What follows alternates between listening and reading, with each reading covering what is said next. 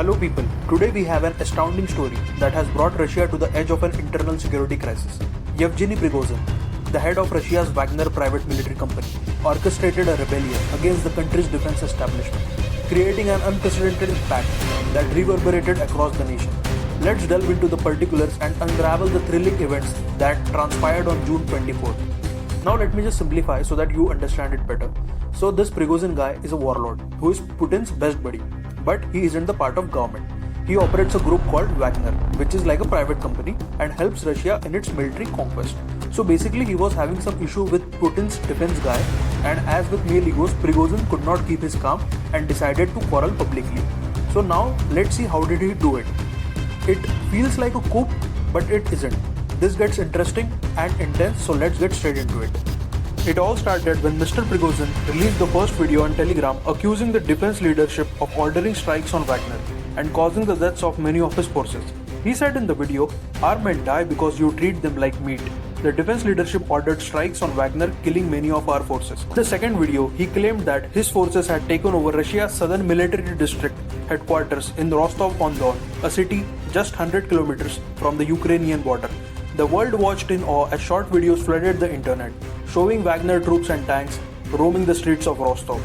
Mr. Prigozhin then initiated a daring march of justice towards Moscow with a convoy of armed men and armored vehicles. Chaos ensued as his forces clashed with Russian troops, resulting in the downing of 6 helicopters and a command center plane. The situation escalated further when roads and bridges were damaged in the confrontation. As tensions reached their peak, the Belarus government announced that Mr. Prigozhin would turn back, offering a glimmer of hope for resolution. However, the story took an unexpected turn as the convoy crossed the elites, nearing Moscow. In a surprising twist, Mr. Prigozhin released another video confirming the Belarus government's statement, stating it's over. But what drove Mr. Prigozhin to launch this mutiny against Russia's Ministry of Defense? The feud between him and the ministry had been brewing for some time. As a former Kremlin contractor and a close ally of Mr. Putin, Mr. Prigozhin accused the defense leadership of corruption and incompetence. Their clash became more apparent after Wagner captured Soledar and Bakhmut, two strategic locations in Ukraine. The capture of Bakhmut proved to be a turning point, solidifying Mr. Prigozhin's standing and intensifying the rift between Wagner and the Ministry of Defense. The tensions came to a head when Defense Minister Sergei Shoigu issued an order asking all armed volunteers, including Wagner, to sign contracts with the ministry by 1st July. This move threatened to strip Mr. Prigozhin of his power and influence. As the crisis unfolded, the Russian leader Vladimir Putin addressed the nation, labeling the mutiny a betrayal and a stab in the back. He ordered the security services to crush the rebellion. However, Mr. Putin faced a dilemma.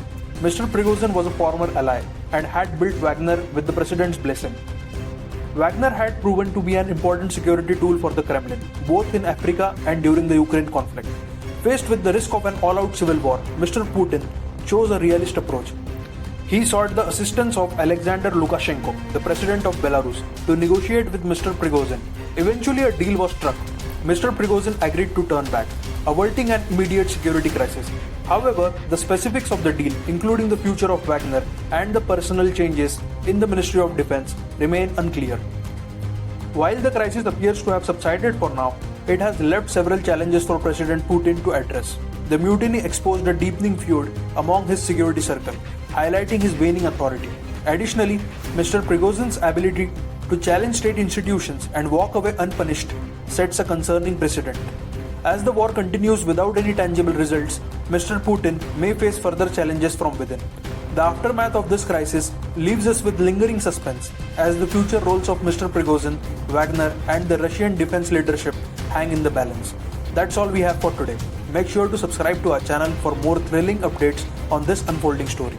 Stay tuned, stay informed. Until next time, goodbye.